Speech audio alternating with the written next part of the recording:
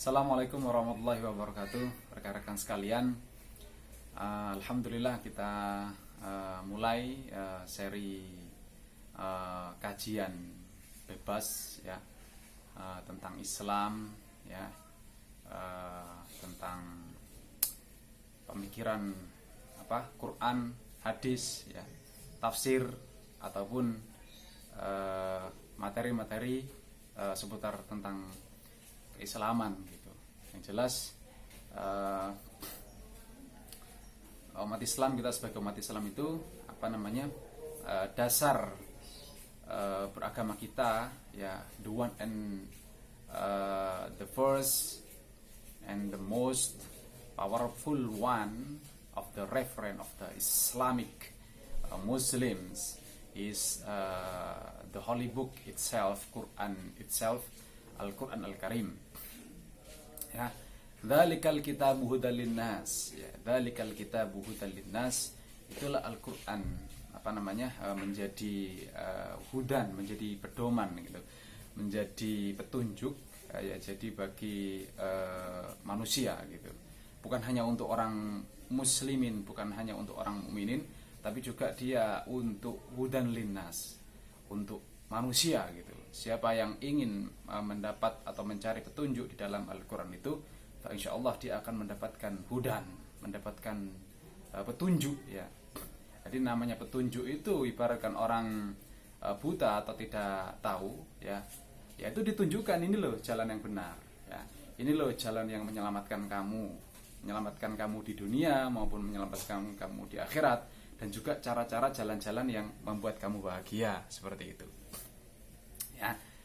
Jelas sekali tadi saya kutip surat Al-Baqarah itu bahwasanya Quran itu adalah hudan linnas, dia menjadi hudan, menjadi petunjuk gitu ya.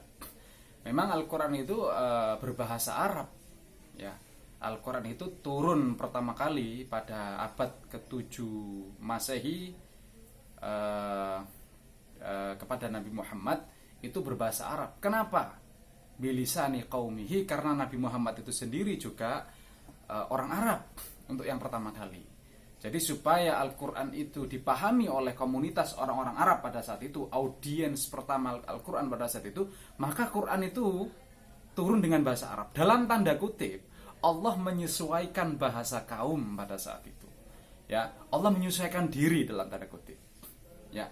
Tidak mungkin kalau misalkan Al-Quran itu turun bukan bahasa Arab ya, misalkan nabinya orang Arab tapi dia turun dengan bahasa Inggris misalkan, atau bahasa Prancis, atau bahasa Jerman, atau bahasa Madura, atau bahasa Jawa, tentu dia tidak bisa dipahami gitu.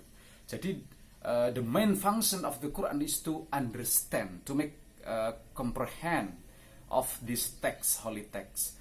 Jadi supaya bisa dipahami itu, maka Quran itu turun dengan bahasa kaumnya. Nabi Muhammad itu adalah orang-orang Arab, sehingga Quran itu turun juga harus menggunakan bahasa Arab. Sekali lagi, dalam tanda kutip, Allah menyesuaikan dirinya dengan bahasa Arab. Tetapi ingat, meaning, arti makna itu satu ya. Orang bisa, bahasa itu bahasa manusia, bahasa peradaban di dunia ini bisa macam-macam ya, puluhan, ratusan gitu, seluruh dunia, di masyarakat yang 7 miliaran ini gitu, bisa bermacam-macam, tetapi meaning, bahasa meaning, arti makna itu satu ya. Misalkan berdiri ya, berdiri bahasa Indonesia, ngadeg jari bahasa Jawa, jege jari bahasa Madura, to stand kata bahasa Inggris, atau koma ya kum, koma kiam kum, koma komu komata kumna, insyaallah seperti itu kalau kita ngaji tasrif gitu ya, kalau tradisi pesantrenan. Jadi bahasa bisa macam-macam, tapi satu makna itu, the meaning is just one, satu, yaitu berdiri ya kan. Nah, memang Al-Quran itu secara teks dia adalah bahasa Arab ya kan, tetapi ingat, meaning dari Al-Quran itu bisa berupa bahasa apapun ya. Meaning itu bahasa Quran itu, ingat, Quran itu bukan untuk lil Arab, lil Arabiyin ataupun bahasa Arab. Secara teks memang bahasa Arab. Tetapi ingat, Quran itu bukan hanya untuk orang Arab dan bukan hanya untuk teritorial Arab saja. Tetapi Quran itu untuk hudan linnas, untuk manusia, dan juga untuk lil alamin. Wa ma arsalnaka illa rahmatan lil alamin. Nabi Muhammad itu meskipun beliau ini orang Arab, tetapi beliau adalah rahmatan lil alamin. Beliau itu untuk apa namanya? Untuk semesta alam ya. Ini saya cek masih menit 5.36 ya. Nggak usah lama-lama untuk intro ini, kita sekitar 7 menit saja. Oke, kita lanjut dulu. Nah, karena Quran itu meaningnya juga satu, kemudian Nabi Muhammad itu wa ma arsalnaka illa rahmatan lil alamin. Oleh karenanya, maka Quran itu harus apa namanya? Dipahami oleh umat-umat muslim mukminin seluruh dunia. Karena memang orang-orang mukmin dan muslimin ini tidak hanya orang Arab saja kan? Tidak hanya orang Arab. Mukmin muslimin ini seluruh dunia. Islam itu untuk seluruh dunia. Ya, maka dibutuhkanlah proses alih makna Al-Qur'an itu dari teks yang awalnya berbahasa Arab oleh nabi yang orang-orang Arab, kemudian diterjemahkan atau dibahasakan dengan bahasa kaumnya sendiri-sendiri ya. Kita melihat kearifan lokal ya. Kalau kita tradisi Wali Songo itu istilahnya itu akulturasi budaya atau asimilasi. Jadi beliau-beliau yang arif itu menyesuaikan dirinya ya, supaya familiar Al-Quran itu. Islam itu familiar untuk masyarakat sekitarnya ya.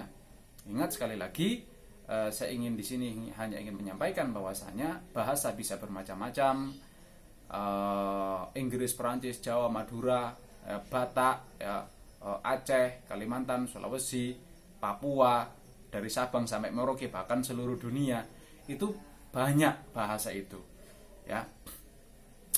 Tetapi meaning itu satu. Jadi Al-Quran itu bukan sebenarnya lebih ke meaningnya supaya bisa dipahami, lalu menjadi fungsi hudan linnas ya, menjadi petunjuk bagi seluruh manusia sebenarnya ya. Dan juga Nabi Muhammad sekali lagi itu diutus untuk hudan linnas, wa ma arsalnaka illa rahmatan lil alamin, jadi untuk seluruh alam semesta. Begitu dulu rekan-rekan sekalian. Insya Allah kita akan lanjutkan pada pertemuan yang akan datang. Terima kasih, semoga bermanfaat. Assalamualaikum warahmatullahi wabarakatuh.